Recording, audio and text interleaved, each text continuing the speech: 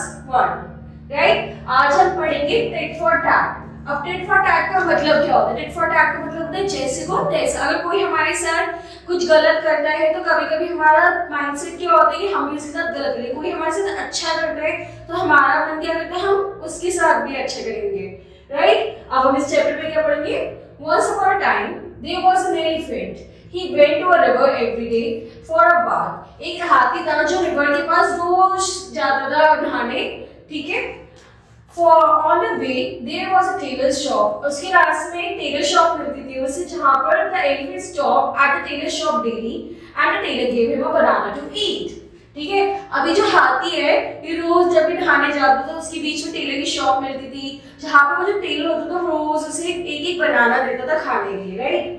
The elephant felt very happy on receiving the banana. अब कोई हमें कुछ देगा तो हमें भी बहुत खुशी होगी, तो हमें बहुत खुश, तो एलिफेंट भी बहुत खुश हो जाता था उस बनाना को खाकर राइट। अब one day the tailor was upset about something. He was in a very angry mood. That day too, as usual, the elephant came there. अब एक दिन जैसे कभी कभी हमारा भी मूड खराब हो जाता है, टेलर का भी मूड काफी अपसेट था, लेकिन जैसे कि रोज एलिफेंट आता है तो उस दिन भी वो आया उस टेलर के पास। But instead of giving him a banana, he pecked it strong with a needle and elephant got very angry. अब उसका अपना मूड खराब था तो उसने सारा गुस्सा लेके एलिफेंट पे निकाल दिया, उसको निडल चुबो दी। He went running towards the river. अब उसको जब उसने चुबोई सुई तो वो भागता हुआ पानी के पास गया जहाँ पे वो नहाता है daily. He filled his trunk with water and came back. He poured all the water on the tailor's shop.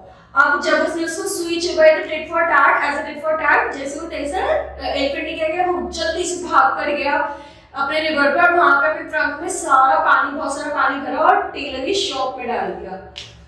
All the clothes became wet. The tailor was said the elephant has taken its revenge.